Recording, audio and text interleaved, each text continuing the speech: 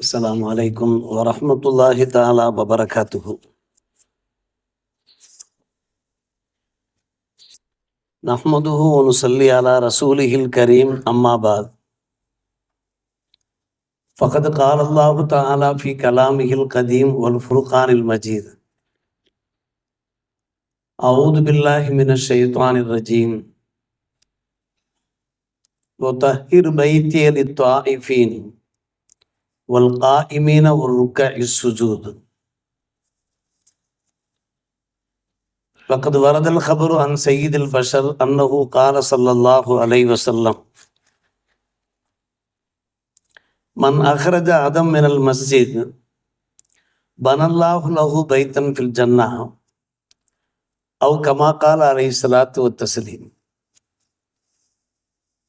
آمنا بالله صدق الله مولانا العلي العظيم وصدق رسوله النبي الكريم. اللهم صل على سيدنا محمد طب القلوب ودوائها وعافية الأبدان وشفائها ونور الأبصار وضيائها وعلى آله وصحبه وسلم. மிகுந்த மதிப்பிற்கும் மரியாதைக்கும் உரிய புனிதமான அந்த இறை இல்லத்திலே குழுமை இருக்கிற நல்லோர்களே, பெரியோர்களே, அல்லாஹ்வின் நல்லடியார்களே, முபாரக்கான இந்த ஜும்மா பெருநாளிலே நாம் நிறைவேற்றுகிற இபாதத்துகள், அமல்கள், நற்செயல்களை அல்லாஹ் கபூல் செய்து பொருந்தி கொள்வானாக. தன்னால் பொருந்தி கொள்ளப்பட்ட நல்லடியார்கள் கூட்டத்திலே நம்மையும் நம்முடைய குடும்பத்தினரையும் உலக மூமினான ஆண்கள், பெண்கள் அத்தனை பேரையும் சேர்த்து கொள்வானாக. இன்றைய நாளிலே நாம் நிறைவேற்றுகிற வணக்க வழிபாடுகள் பரக்கத்தால் நம்முடைய பல்வேறுபட்ட ஹலாலான தேவைகளை பரிபூர்ணப்படுத்தி பல்வேறுபட்ட துன்பங்கள், துயரங்கள், இடைஞ்சல்கள், இடர்கள் இருந்து நம்மையும் நம்முடைய சமுதாயத்தையும் பாதுகாப்பானாக. நாம் கேட்கிற துவாக்களை அல்லாஹ் கபூல் செய்து ஏற்றுக்கொள்வானாக. ஆமீன் யா ரப்பல் ஆலமீன். பேரன்புக்குரிய பெரியோர்களே, நாம் எல்லோரும் கேள்விப்பட்ட விஷயம், இந்த பூமியிலேயே சிறந்த பகுதி இருக்கிறது என்றால் அது இறை இல்லங்கள் தான். பெருமானார் ரசூலே கரீம் ஸல்லல்லாஹு அலைஹி வஸல்லம் அவர்களும் அது பற்றி குறிப்பிட்டிருக்கிறார்கள். ஏக இறையோனும் சூரத்து நூர் அத்தியாயத்திலே பேசியிருக்கிறார். குர்ஆனிலே அல்லாஹ் கூறுகிற போது ஃபீ புயூத்தின் அதினல்லாஹு அன் துர்ஃபா வயுதுகர ஃபீஹா இஸ்மு யுஸப்பிஹு லஹு ஃபீஹா பில் குதுவி வல் ஆசால் என்று பேசுகிறார். இறை இல்லங்களிலே அல்லாஹ் உத்தரவு பிறப்பித்திருக்கிறான், உயர்த்தி கட்டப்பட வேண்டும், அவனுடைய திருநாமம் போற்றப்பட வேண்டும் என்று அல்லாஹ் உத்தரவு பிறப்பித்திருக்கிறான் என்று அல்லாஹ் கூறுகிறான். இறை இல்லங்கள் மகத்துவமிக்க பள்ளிகளாக இருக்கிற காரணத்தினாலே அந்த பள்ளிகள் என்றைக்கும் உயர்வானதாக இருக்க வேண்டும், அந்தஸ்துக்குரியதாக இருக்க வேண்டும், மேலாண்மை பெற்றதாக இருக்க வேண்டும் என்பது அல்லாஹ்வினுடைய உத்தரவாக இருக்கிறது. நாம் ஓதி காண்பித்த வசனத்தில பேரருளாளன் அல்லாஹ் திருவளமாகிறான், என்னுடைய இல்லங்களை நீங்கள் பரிசுத்தப்படுத்துங்கள். பைத்துல்லா என்கிற என்னுடைய அந்த இறை ஆலயத்தை தவாப் செய்யக்கூடியவர்கள், அங்கே நின்று தொழக்கூடியவர்கள், ருகூ சுஜூதில் ஈடுபடக்கூடியவர்களுக்காக, அதாவது வணக்கசாலிகளுக்காக நீங்கள் என்னுடைய இல்லத்தை நீங்கள் தூய்மையாக வைத்துக் கொள்ளுங்கள் என்று வல்ல அல்லாஹ் நபி இப்ராஹிம் அலைஹிஸ்ஸலாம், இஸ்மாயில் அலைஹிஸ்ஸலாம் இருவரையும் பார்த்து போதித்ததாக சூரா பக்ரா வசனங்களிலே நாம் பார்த்து கொண்டிருக்கிறோம். அருமை பெருமக்களே, இறை இல்லங்கள் எந்த அளவுக்கு பராமரிக்கப்படுகிறதோ நம்முடைய அந்தஸ்துகளை அல்லாஹ் உயர்த்துவான், நம்முடைய தரஜாக்களை உயர்த்துவான். இறை இல்லங்களை நாம் மதிக்காவிட்டால், அதோடு நம்முடைய தொடர்பை வலுப்படுத்தாவிட்டால் நம்முடைய வாழ்க்கை என்ன ஆகும் என்று சொல்வதற்கு இல்லை. என்ன காரணம் என்று கேட்டால், ஒரு ஊரிலே இஸ்லாமியர் ஜமாத் இருக்கிறார்கள் என்றால் அந்த இஸ்லாமியருடைய ஜமாத்தும் இறை இல்லங்களும் ஒரு நாணயத்தினுடைய 2 பக்கங்களை போன்றிருக்கிறார்கள். ஜமாத்து இல்லாமல் பள்ளிவாசல்கள் இல்லை, பள்ளிவாசல்கள் இல்லாமல் ஜமாத்து கிடையாது. இந்த 2மே மிக முக்கியமான ஒரு விஷயங்களாக இருக்கிறது. எனவேதான் நல்லோர்கள் பெரியோர்கள் கூறுகிறார்கள், ஒரு ஜமாத் ஒரு தனி ஆண்மையோடு இருக்க வேண்டும் என்றால், நல்ல நிலைமையிலே இருக்க வேண்டும் என்றால், செழிப்பாக சிறப்பாக இருக்க வேண்டும் என்றால், அந்த ஜமாத்துக்காக நிறுவப்பட்டிருக்கக்கூடிய பள்ளிவாசல்களை பாதுகாக்க வேண்டும்,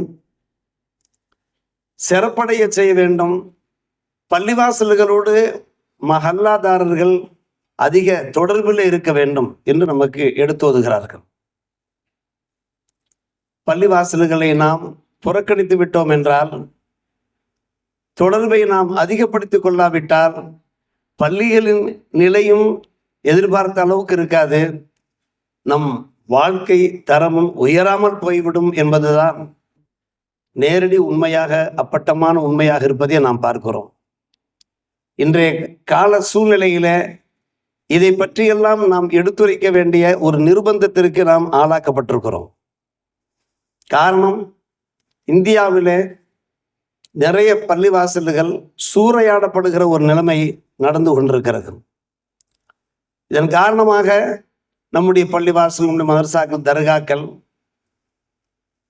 எல்லாவற்றையும் நல்ல முறையிலே பாதுகாக்க வேண்டியிருக்கிறது, பதிவு செய்ய வேண்டியிருக்கிறது. அந்த பள்ளிவாசல்கள் நல்ல முறையிலே பயன்படுத்திக் கொள்ள வேண்டியிருக்கிறது. பயன்படுத்திக் கொள்வது எனும்போது மக்கள் சாறை சாறையாக பள்ளிகளுக்கு தொழ வர வேண்டும். சில சிட்டிகளில் நாம் பார்க்கிறோமே, ஐவேளை தொழுகை நேரமும் கூட ஜும்மா தொழுகை போன்றே காட்சியளிக்கிறது.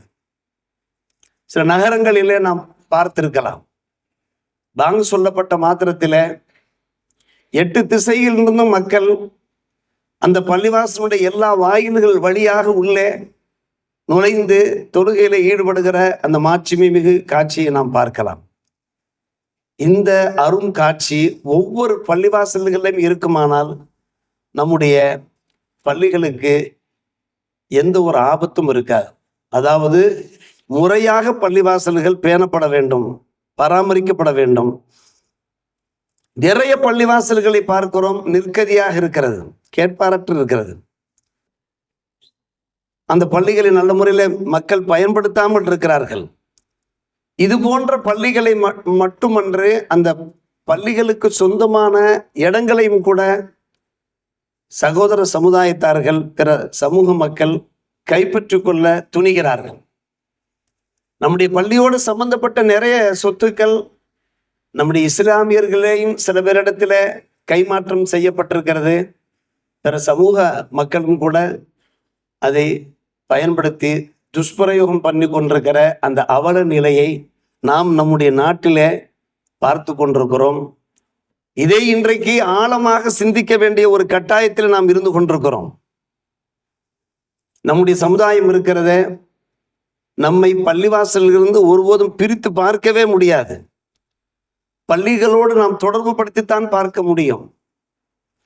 ஐவேளை தொழுகை மட்டுமன்று ஜமாத், ஜமாத் மட்டுமன்று திருமணம், திருமணம் மட்டுமன்று மவுத், மவுத்து மட்டுமன்று இன்னும் எத்தனை பஞ்சாயத்துகள் நடைபெற்றவாறு இருக்கிறது, எத்தனை அறக்காரியங்கள் நடைபெற்றவாறு இருக்கிறது. குறிப்பாக ரம்ஜான் மாசத்திலே நாம் பள்ளிவாசலோடு தொடர்பு படுத்தித்தானே ஆக வேண்டும். பள்ளியை விட்டும் நாம் நம்மை பிரித்து பார்க்க முடியுமா? சற்று யோசித்து பாருங்கள். அழகான பள்ளிகளை பார்க்கிறோம், கம்பீரமான பள்ளிகள்.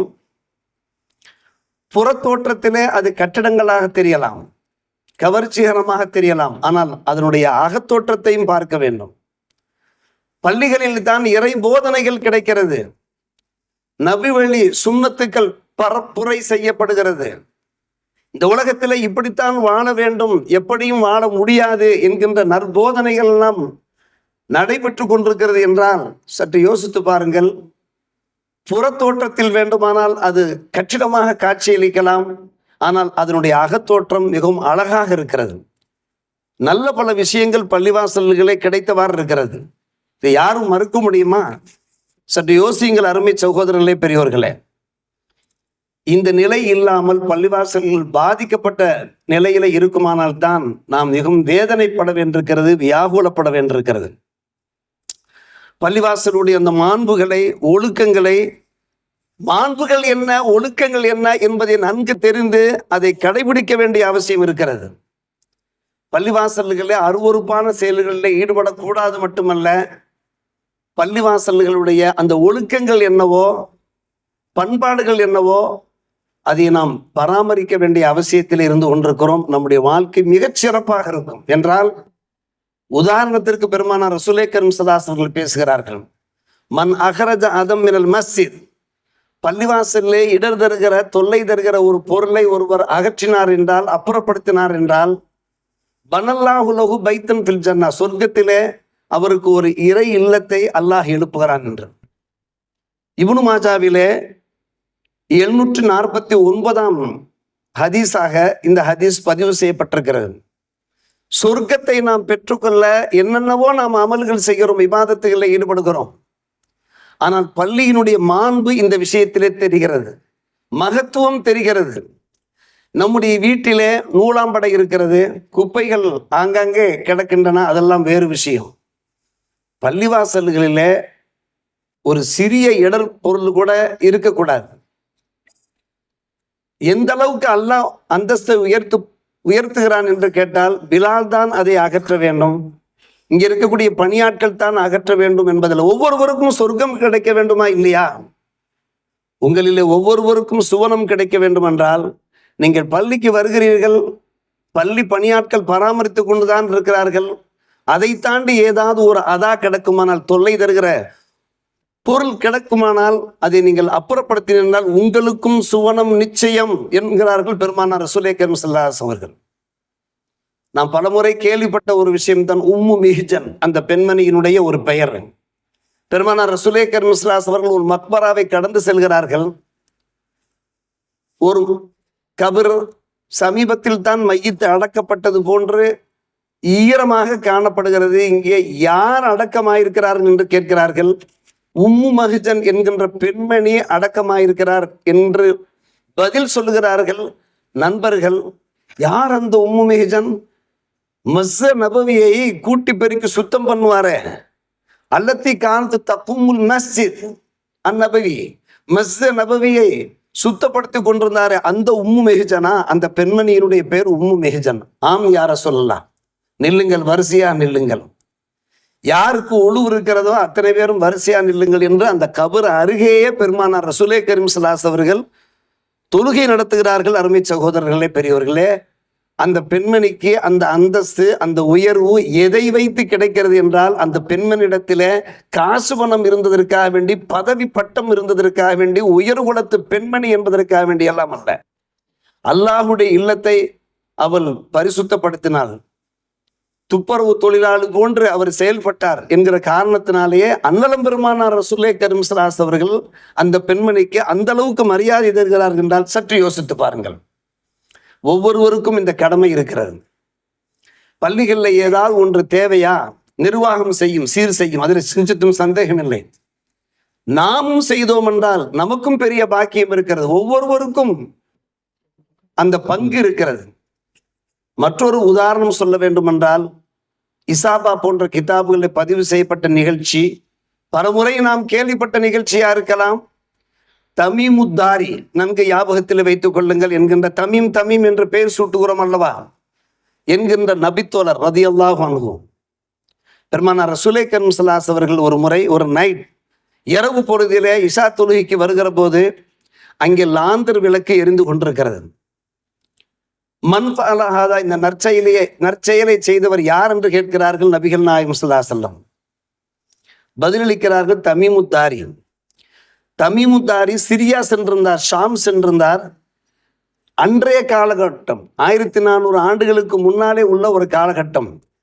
அங்கே இது போன்ற லாந்தர்கள் விற்பனை செய்யப்பட்டதை பார்த்து மஸ்ஜித் நபவிக்கு ஒரு விளக்கு வாங்கி வருவோமே என்று வாங்கி வந்து அதில் ஜைத்தூன் என்கிற அந்த உயர்தரமான எண்ணெயை ஊற்றி திரி ஏற்றி அவர் இந்த மஸ்ஜித் நபவியை ஒளிமயமாக ஆக்கியிருக்கிறார் என்கிற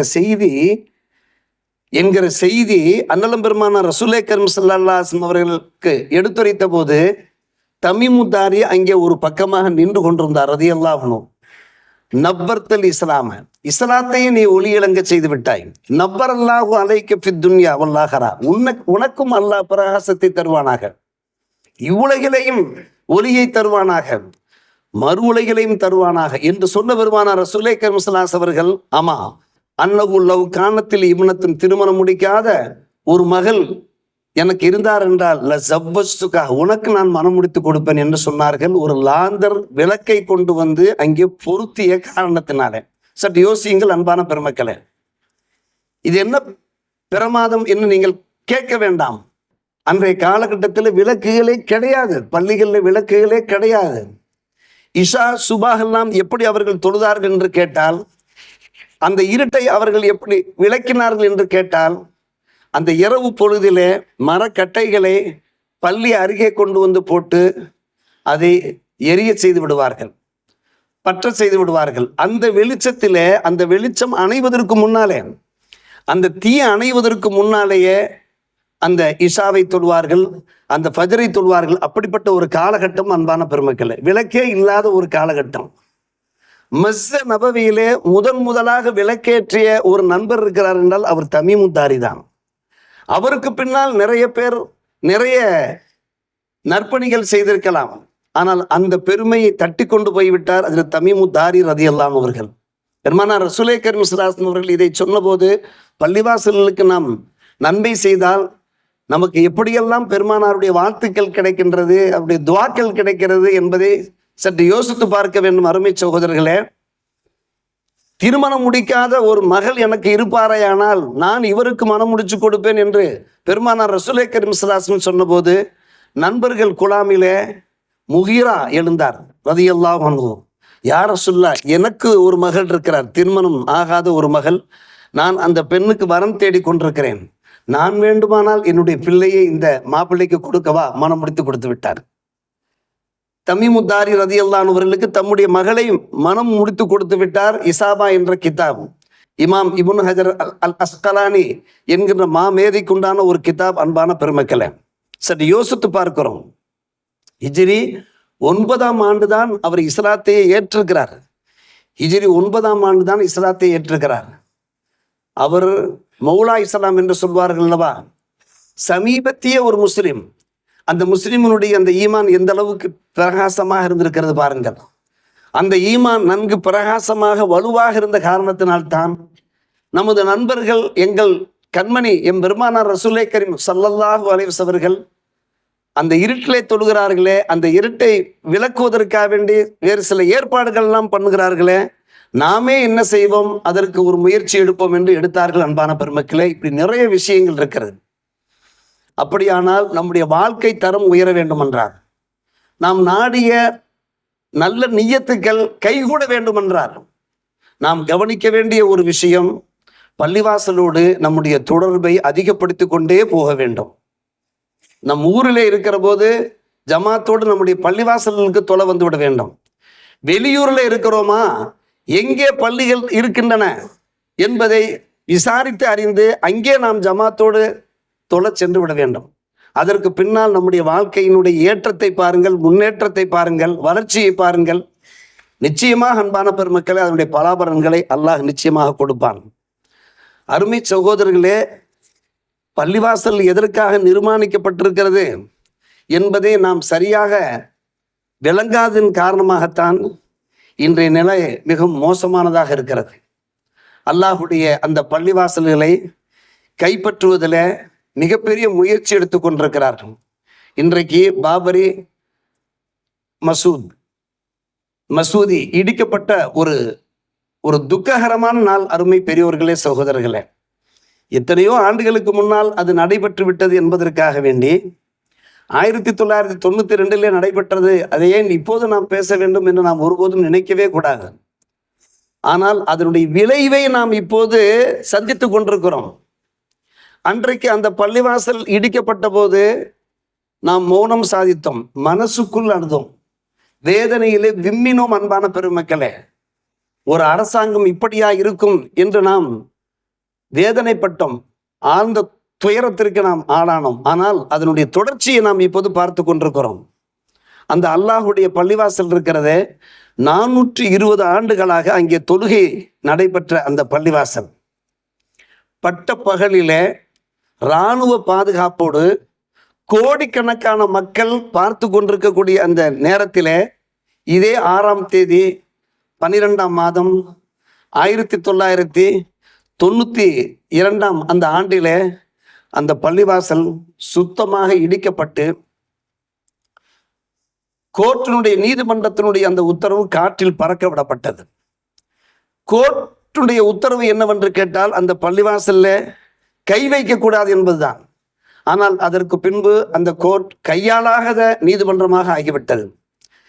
ஜனநாயகத்தின் தூண்கள் என்று எதையெல்லாம் சொல்வார்களோ அந்த தூண்கள் எல்லாம் அன்றைக்கு அசைந்து விட்டன, பலகீனமாக ஆகிவிட்டன.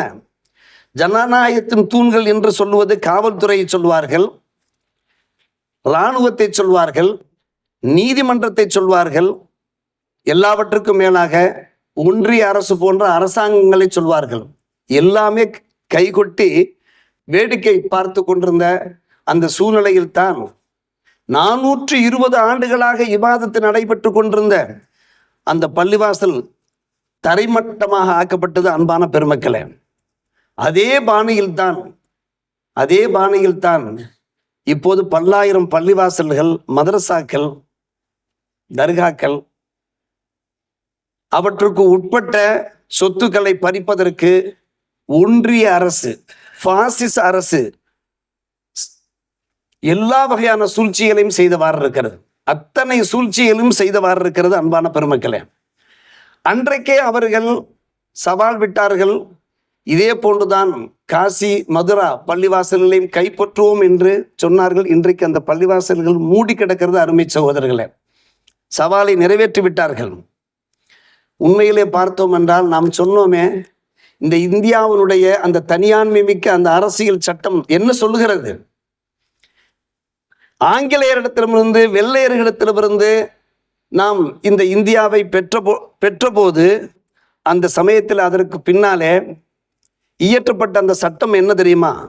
வழிபாட்டு தலங்கள், அத்தனை வழிபாட்டு தலங்களும் பாதுகாக்கப்பட வேண்டும். ஆங்கிலேயருடைய ஆட்சி நடைபெற்ற போது எதெல்லாம் வழிபாட்டு தலங்களாக இருந்தனவோ அந்த வழிபாட்டு தலங்களில் யாரும் எந்த ஒரு இடையூறும் கொடுக்கவே கூடாது, எந்த ஒரு மாற்றமும் பண்ணக்கூடாது என்கின்ற அந்த அரசியல் சட்டம், அன்பான பெருமக்களே, இன்றைக்கும் இருந்து கொண்டிருக்கிறது. ஆனால் அது காற்றிலே பறக்க விடப்பட்டு அதை கேட்பதற்கு நாதி இல்லாத ஒரு சூழ்நிலையில, பாபரி மசூதி இருந்த இடத்தில் தான் ராமர் பிறந்தார், ராமர் கோயில் இருந்தது என்கின்ற அந்த கதை கட்டப்பட்டு அந்த இடத்திலே தான் அந்த கோயிலை இடித்துவிட்டு பாபர் மசூதி கட்டினார் என்கின்ற கற்பனை கதை அவிழ்த்து விடப்பட்டு அந்த பள்ளிவாசல் தரைமட்டமாக ஆக்கப்பட்டது என்று கேட்டால், அன்பான மக்கள், இது எவ்வளவு பெரிய வேதனை! சற்று யோசித்து பாருங்கள் அருமை சகோதரர்களே, பெரியோர்களே. உண்மையிலே அதனுடைய தொடர்ச்சியை நாம் இப்போது பார்த்து கொண்டிருக்கிறோம். இன்றைய காலகட்டம் இந்தியாவிலே, நமது தமிழகத்திலே மட்டுமல்ல, முழு இந்தியாவிலேயும் எங்கெங்கெல்லாம் பள்ளிவாசல்கள் இருக்கின்றனவோ, தர்காக்கள் இருக்கின்றனவோ, மர்சாக்கள் இருக்கின்றனவோ, மார்க்க ஸ்தாபனங்கள் இருக்கின்றனவோ, அத்தனை ஸ்தாபனங்களையும் பாதுகாக்க வேண்டிய ஒரு கால சூழலிலே, கால கட்டாயத்திலே நாம் இருந்து கொண்டிருக்கிறோம். இன்னும் நாம் தூங்கி கொண்டிருக்க முடியாது. நம்முடைய ஜாமியா மஸ்ஜிதும் கூட அதை கையில எடுத்திருக்கிறது. நம்முடைய ஜாமியா மஸ்ஜிதுக்கு சொந்தமான இடங்கள் என்ன, நிலங்கள் என்ன, கட்டிடங்கள் என்ன, மனைகள் என்ன என்பதையெல்லாம் ஆய்வு செய்ய ஆரம்பித்திருக்கிறார்கள். அது ஆவணப்படுத்தப்பட்டு கொண்டிருக்கிற அந்த நல்ல செய்தியை நாம் கேள்விப்படுகிற போது நமக்கு எவ்வளவு மகிழ்ச்சியாக இருக்கிறது. நம்முடைய மதரசாவிலேயும் அதற்கான அந்த ஏற்பாடுகள் மும்முரமாக, மிக தீவிரமாக நடைபெற்று கொண்டிருக்கிறது போன்றே, அன்பான பெருமக்களே, ஒவ்வொரு ஊரிலேயும் ஒவ்வொரு ஊர்ல இருக்கக்கூடிய அந்த வக்ஃபு சொத்துக்கள் முழுமையாக பாதுகாக்கப்பட வேண்டும். இல்லாவிட்டால் நாம் இதோ வணங்கி கொண்டிருக்கிற, தொழுது கொண்டிருக்கிற இந்த பள்ளிவாசல்கள் அல்லாஹ் பாதுகாப்பானாக. அல்லாஹ் ஒருவன் பார்த்து கொண்டுதான் இருக்கிறான் அத்தனையும். அது நம்முடைய கையை விட்டும் போய்விடவே கூடாது. உத்தரப்பிரதேசம் சாம்பல் மாவட்டம் சாந்தவசி நகரிலே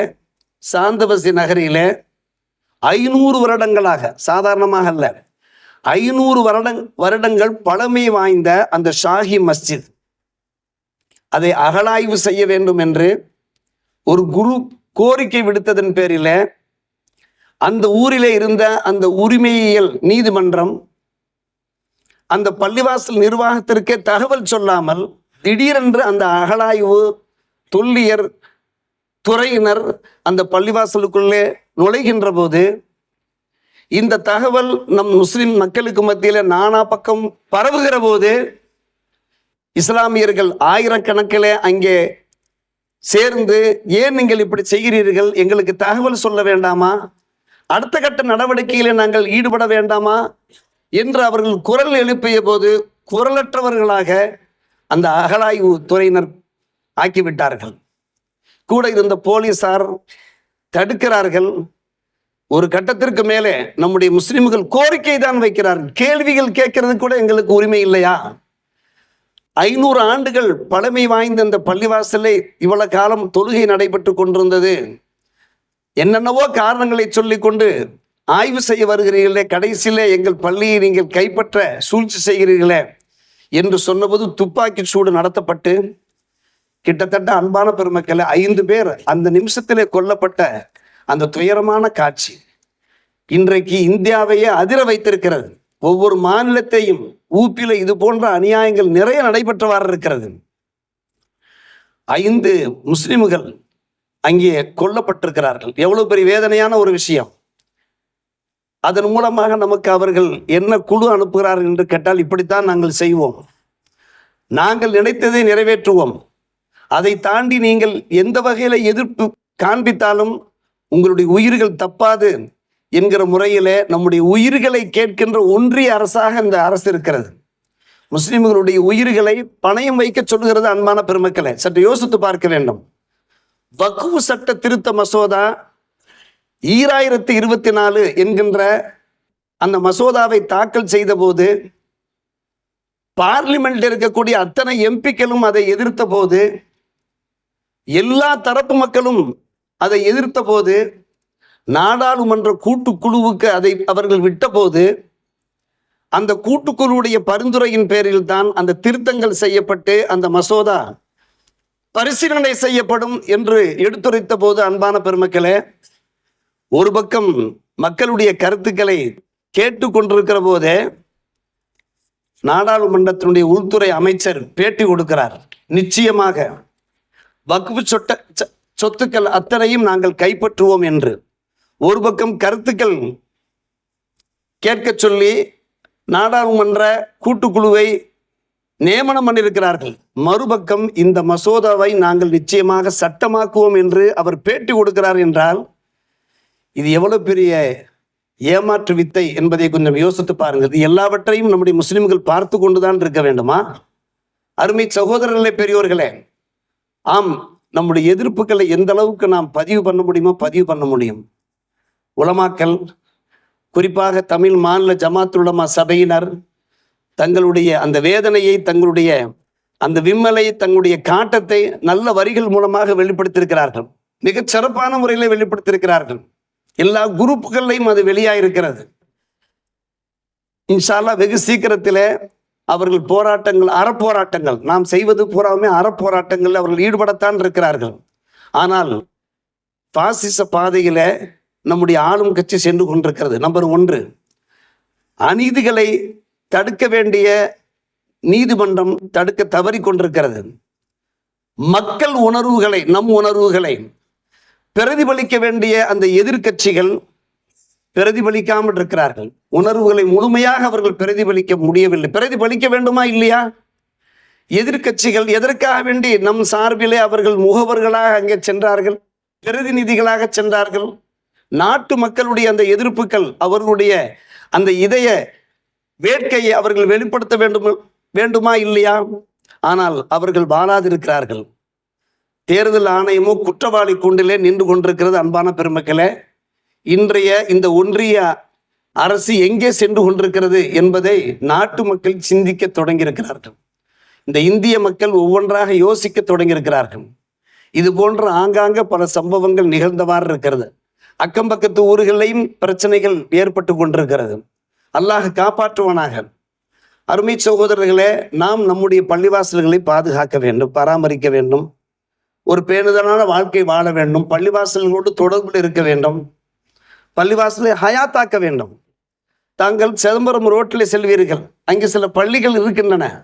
சல்லல்லா பாபா போன்ற மகான்மார்கள் எல்லாம் அந்த பள்ளிவாசல்களை நிர்மாணித்து தந்தார்கள். ஆனால் அங்கே தொழ சென்றோம் என்றால் ஒருவர், இருவர், மூவர், ஐவர் இப்படித்தான் தொழுகிறார்கள். நாம் பார்த்திருக்கிறோம். இப்படி இருக்குமானால் நிச்சயமாக அன்பான பெருமக்களே, இது போன்ற சில சங்கடங்கள், ஆபத்துக்கள் ஏற்படத்தான் செய்யும்.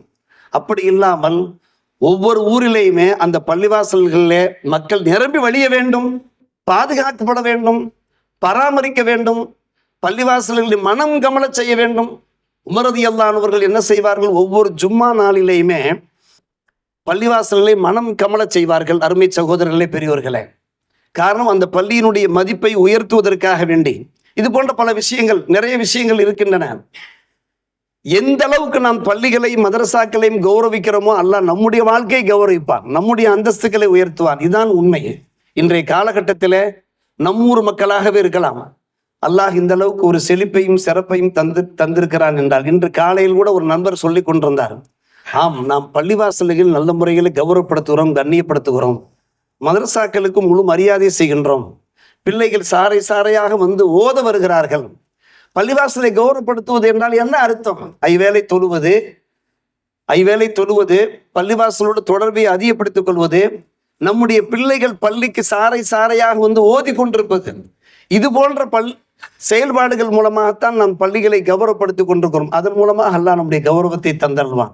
எனவே இன்றைய தினத்திலே நம்முடைய இஸ்லாமிய அமைப்புகள், சில அமைப்புகள் அதற்கான சில ஏற்பாடுகளையும் செய்திருக்கிறார்கள். தங்களுடைய எதிர்ப்பு குரலை பதிவு செய்கிறார்கள். மயிலாடுதுறையிலையும் பதிவு செய்கிறார்கள், திருவாரூரிலையும் பதிவு செய்கிறார்கள். நம்மில யார் அதிலே பங்கெடுக்க முடியுமோ, காரணம் இது ஒரு பொதுவான விஷயம், அனைத்து முஸ்லிம்களுக்கும், 30 கோடி முஸ்லிம்களுக்கும் பொதுவான ஒரு விஷயம்தான்.